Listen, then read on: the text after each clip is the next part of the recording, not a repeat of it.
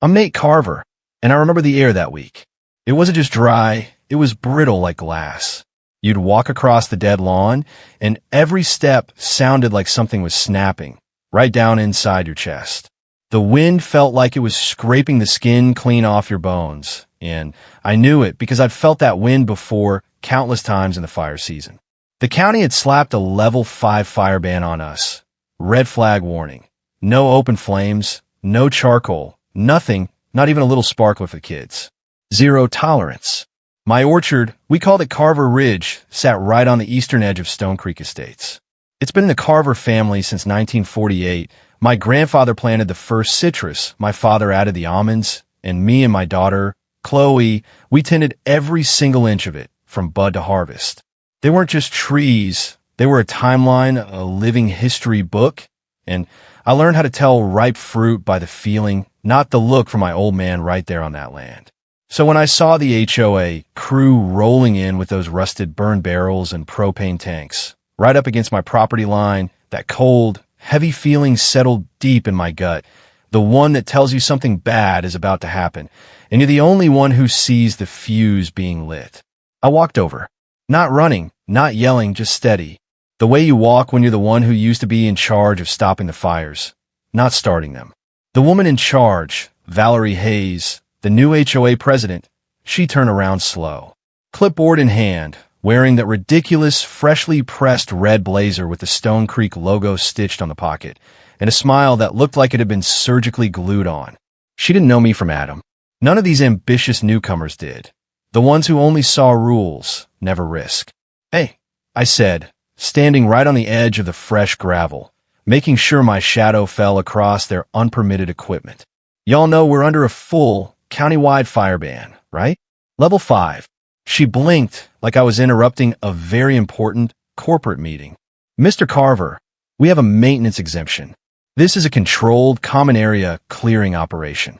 I looked at the burn barrel, the dry brush piled next to it, the wind kicking up dust devils. It was all kindling. No, Valerie, you don't. Not for an open burn like this. I checked with Ben, down at the fire marshal's office, this morning. Zero exemptions for homeowner landscaping right now. The wind is too unstable, and your crew is not certified. You know that. She started that tired, patronizing HOA line. Sir, with all due respect, our internal. I didn't let her finish. I just held up my phone. I opened the PDF, straight from the county's office, signed and dated 10 hours ago. I filed a formal notice with your board last week, reminding them. I sent it certified mail, signature required. They signed for it. My voice was flat, no emotion, which always works better than yelling. She didn't even glance at the phone. The lie was already baked in. She just turned away and waved off her workers. Let's pause here, guys. We'll verify the new codes and resume if permitted. I didn't believe a word of it. That night, I made sure my paper trail was miles long, sent the certified letter again, added time-stamped drone photos, and copied the fire marshal's office on the email just to make sure the consequences were tied directly to the warning. The very next morning, I stepped outside and there it was. Scorched earth, black ash clinging to the tall, dry grass, not 20 feet from my first row of almond trees. Part of my irrigation line, which my dad helped install, was melted and twisted into a plastic ribbon. No call, no apology, not even a knock on the door, and that's when I knew I wasn't dealing with simple ignorance anymore. I was dealing with pure, toxic arrogance. I learned something fighting those big, wildland fires up in the Sierras. People don't respect warnings. They only respect consequences. And this new HOA board, they thought their cheap, quick burn was above both the county fire codes and the basic physics of hot wind. I immediately filed the official complaint with the county, and I got the drone footage from my neighbor, a quiet guy who ran a small photography business. The video was damning. Gas canisters unauthorized burning, and Valerie and her enforcer, Marcus Stone, laughing like it was a weekend cookout while they violated the law. They saw the warning, they acknowledged it, and they burned anyway because they wanted a quick fix. 3 days later, the wind changed. You can't describe a Santa Ana wind to someone who hasn't lived through it. It's not just wind. It's a physical force, hot, dry, rolling over the mountains and dropping like a hammer, searching for fuel. That morning, it blew hard from the south, carrying a smell I'll never forget. Charred plastic, dry eucalyptus, and the heartbreaking, sharp sweetness of burning citrus bark. I ran outside barefoot, my heart already pounding that familiar firefighter rhythm. From the ridge behind the orchard, I saw it. Not a plume of smoke, but a growing wall of fire, moving fast, horizontal, like a living creature with a singular, hungry purpose. It raced through the dry, neglected brush that the HOA hadn't cleared, the very brush they tried to burn days earlier. I screamed for Chloe to grab the emergency kit. By the time I reached the back fence, the flames had already devoured the boundary line. I grabbed the hose, but the pressure was pathetic. That damn HOA had reduced our neighborhood water flow for some bogus water conservation initiative they'd rammed through last month. My own land, the one piece of earth I was supposed to be able to defend, and I couldn't even defend it. I fell to my knees as the first line of trees went up. 20 years of pruning, of composting, of tracking every tiny frost by hand, generations of labor, and I watched it all burn. I don't cry easily, but when that first almond tree split in the heat and collapsed, I let out a scream that was deeper than anger. It was betrayal, because I had warned them. I knew this didn't have to happen. The next day, I walked the ash line like it was the most important crime scene in the world. My boots crunched through what used to be rich loam, now gray and brittle like bone dust. The air still smelled like a funeral pyre and gasoline. And then came the absolute worst part, the ultimate staggering insult. The mail truck pulled up, and the HOA had the audacity to send me a notice. A violation notice. According to their letter, I was being cited for improper fire barrier maintenance and failure to contain combustible growth along the shared boundary, which may have contributed to the rapid spread of a controlled HOA-permitted burn. I held that paper, that official piece of paper, in my hands, staring at the sheer, cold-blooded nerve of it. They had set the fire, ignored the warnings, violated the county ban, destroyed my livelihood, and now they were trying to pin the blame on me, the victim, for not keeping my grass wet enough. I walked straight into the HOA office, that cheap modular building with the fake rock facade, cosplaying as a bank. Marcus Stone, the enforcer, finally came out from the back, recognizing me this time. Mr. Carver, about the violation. You sent me a violation notice. I cut him off, placing the scorched letter on the counter, making a point of not raising my voice. After your permitted burn destroyed half my family's orchard. He straightened his clipboard under his arm, using it like a shield, trying to project authority he didn't earn. It was a permitted maintenance operation, sir. You still have a responsibility to maintain a proper fire break, irrespective of external factors.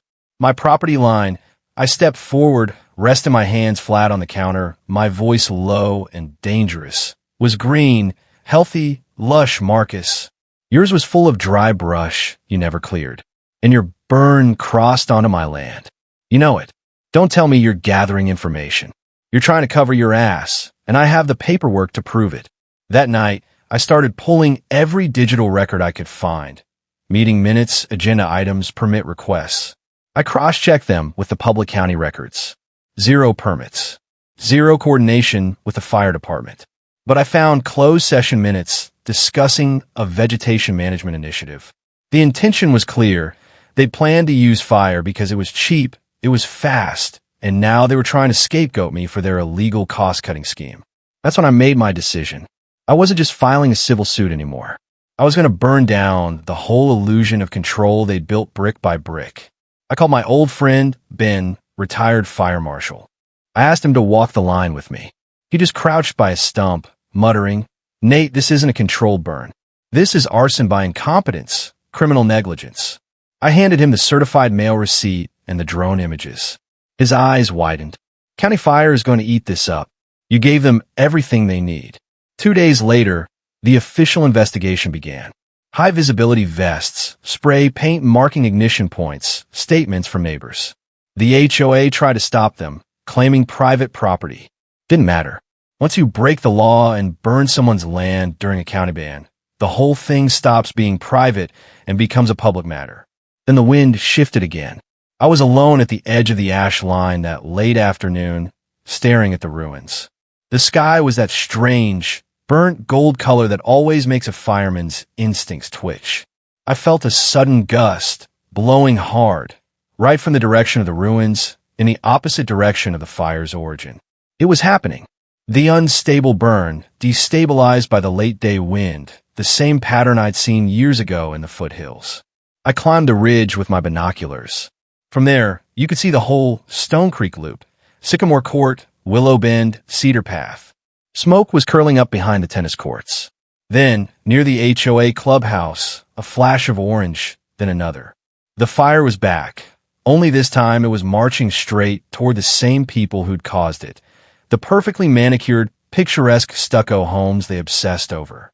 I watched Marcus Stone running up the sidewalk in his pressed khakis, clutching a garden hose, trying to spray a pathetic arc of water over some hedges. The same man who'd told me to maintain a proper fire break was now watching his backyard erupt in a wall of flame that didn't care about fire codes or board bylaws or property value. I didn't feel triumphant, just hollow. I'd begged them. I'd warned them. I did everything right. And none of it had mattered until the wind turned. The fire hit the HOA office just before sunset, that fake stone monument they called the heart of Harmony Hills. The solar panels exploded with loud pops, echoing across the ridge like distant gunshots. By the time the fire trucks made it through the barricades, 3 houses were fully engulfed. The office was a blackened shell. I walked down the ridge as night fell. That's when I saw Valerie Hayes, the president, wrapped in a wool blanket, mascara streaked down her face, sitting on a curb in front of what used to be her 2-story Tuscan palace. She looked up at me, her lips trembling, her eyes full of disbelief. "This isn't fair," she whispered, over the sound of the sirens and the crackling fire. I didn't say anything. What was there to say? They had been warned. And now the reckoning had come, not in a courtroom, but a firestorm that didn't distinguish between the guilty and the clueless. The morning after, the fire marshal's statement was brutal and factual. The new ignition was traced directly back to embers rekindled from the original, unauthorized HOA burn. No new flame had been introduced. The wind had simply carried what the board had already lit. But the fire was just the spark, the visible destruction. The real explosion was bureaucratic, and it started with the district attorney's office. No one could find a single valid burn permit. Kevin Riles, another board member, had insisted on verbal authorization, but the county inspector laughed on record. Verbal authorization doesn't exist during a red flag warning. That's firefighting 101. Then came the smoking gun. A young landscaper named Jordan Lee came forward with an audio recording. Kevin's voice, calm and damning, played in the investigator's office. "Now, we don't need to wait for the paperwork. The county drags its feet. Just do it before someone complains. If anyone asks, say we had it cleared. Fraud, willful violation. Under state law, recklessly setting fire to the property of another can be a felony. Suddenly, this wasn't just a civil matter. It was criminal. Everything unraveled from there. The county subpoenaed 2 years of HOA minutes. Half were missing. The rest were edited, violating the Davis-Sterling Act, which requires transparency. Then the financial audit hit, the motive. The board had diverted emergency stormwater funds toward their beautification initiative without disclosure, without a vote. A contractor named Ridgeview Resources LLC had received nearly $100,000 over 6 months for landscaping. Ridgeview Resources LLC. Turned out it was a shell company registered under Trevor Riles, Kevin's younger brother. They'd been funneling dues, cutting corners, and using fire as a cheap cleanup tool, all while dressing it up in corporate euphemisms. I got the call from the county prosecutor while I was standing in my field, shovel in hand, digging around the one surviving lemon tree. "Mr. Carver," the investigator said, "we'd like to formally ask if you'd be willing to testify when charges are filed." I didn't hesitate. Gladly. I wasn't after revenge, but I was done letting these people bury their lies under policy language and fake smiles. I spoke at the next emergency community meeting held in a borrowed church gymnasium because their clubhouse was ash. More than 300 residents showed up. I told them about the orchard, the warnings, the silence. They gambled with all of our lives, I said. Mine, yours, your kids, and they lost. And they're still trying to blame me. The gym filled with the sound of support. The vote to remove the board passed with 97% approval. The fire stopped being just a disaster. It became a turning point, a catalyst for real change. The court date was set for November. My attorney, Lacey TR, was sharp, a former environmental prosecutor who took the case pro bono. She didn't flinch. She pulled up the audio recording, playing Kevin's smug, calm voice over the speakers for the entire courtroom to hear. Then she flashed the county band PDF, the certified letter, the drone photos, and the HOA's own doctored minutes. One by one, she built the case like a controlled backburn, tight, methodical, leaving nothing unscorched. When it was my turn, I didn't read notes. I spoke plainly about my father's hands planting the first trees, about the scent of lemon blossoms, and the night I watched the flames take it all. I told them, this wasn't about me. This was about what happens when a few people in power forget that their job is to protect, not control. Karen Mallister, the treasurer, crumbled under cross-examination. She admitted seeing my complaint and choosing not to escalate it because she didn't want to deal with Nate. That sentence echoed, didn't want to deal with Nate. As if my land, my warnings, had been nothing more than an inconvenience to her schedule. The jury deliberated for less than 2 hours. The verdict, liable on all counts. Gross negligence, fraud, unauthorized activity during an emergency order. The HOA, now defunct, was ordered to pay damages, but the most impactful thing was the mandate. Stone Creek Estates HOA was to be dissolved permanently, its assets redistributed, its enforcement mechanisms nullified. I didn't celebrate. I just walked home alone. I crossed the scorched cul-de-sac, past the melted lampposts, and as I approached my property, I saw Chloe kneeling by the new saplings we had planted. She held a tiny tin watering can, pouring slowly, carefully, not even noticing me. That was the moment I knew this wasn't the end. It was the beginning of something real. Spring came late, but when the rains finally came, they came steady, soaking the charred ground, softening the scars. And on one of those mornings, I walked the new path and heard something I hadn't heard in months, birdsong. The community changed, too. Without the HOA, it wasn't chaos, it was connection. Neighbors formed a volunteer council, not for control, but coordination. Garden swaps, neighborhood watches, tree planting Saturdays. The lot where the HOA office once stood was cleared. The community voted to turn it into a public grove, a memory space. It has a little plaque that reads, "Fire we grew back stronger." It was Chloe's idea. Kevin moved out of state. Karen filed for bankruptcy. I didn't celebrate that, either. I'd found peace, and peace isn't something you protect by pointing fingers. It's something you plant. The orchard wasn't just mine anymore. Kids helped water the trees. Retirees weed the pathways. We hosted our first neighborhood harvest festival that fall. Sitting there, under the first tree to bear fruit again, I held a lemon in my hand and realized, the fire shows you what's dead, what's fragile, what was never built to last. And it clears the space for what's next. Real community, real responsibility, real roots. I'm not proud of the lawsuit. I'm grateful I lived to see the land heal. But what about you? What's the worst abuse of power you've ever seen from an HOA, a local council, or some group that thought a lanyard gave them the right to treat people like dirt? Do you think the judge was right to dissolve the entire HOA, or was that an overreach? Tell me your thoughts in the comments below. Was this justice, or just a cruel consequence? Let's talk about it. Don't forget to hit that like button, and I'll see you next time.